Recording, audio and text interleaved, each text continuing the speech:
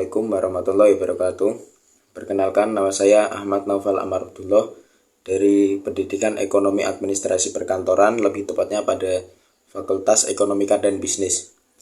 Jadi di sini saya akan menjelaskan beberapa permasalahan-permasalahan pendidikan dan solusinya.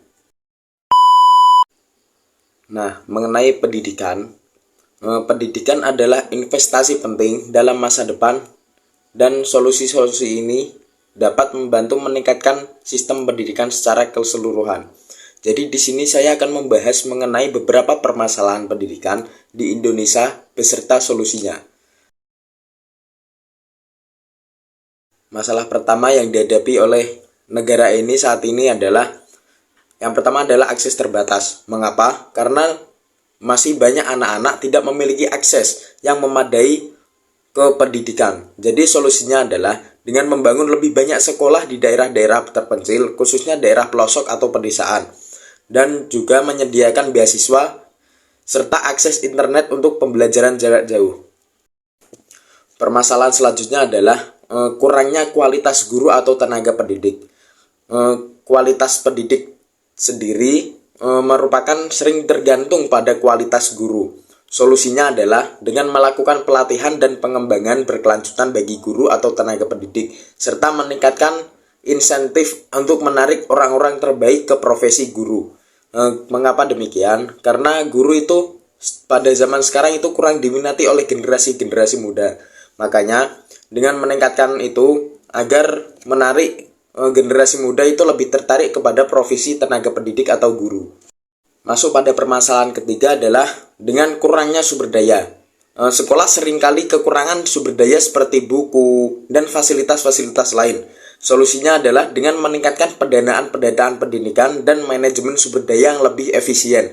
Jadi pendanaan itu tidak terbatas pada kota-kota atau daerah-daerah itu saja, jadi harus diperluaskan agar daerah-daerah pelosok atau pedesaan itu lebih dapat merasakan fasilitas-fasilitas yang diberikan oleh pemerintah.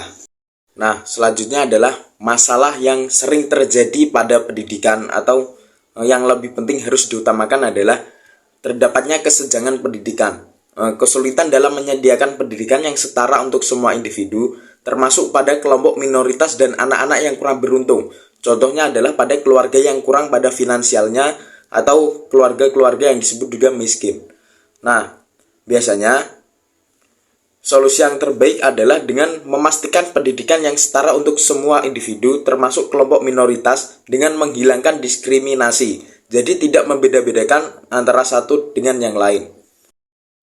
Nah, masuk pada permasalahan terakhir yang akan saya bahas adalah dengan adanya kurangnya sarana-prasarana pada pendidikan. Jadi di beberapa sekolah itu masih terdapat beberapa sarana-prasarana yang kurang memadai. Jadi solusi di sini adalah dengan meningkatkan beberapa sarana-prasarana, khususnya di pelosok-pelosok negeri, yang pastinya biasanya kurang diperhatikan oleh pemerintah.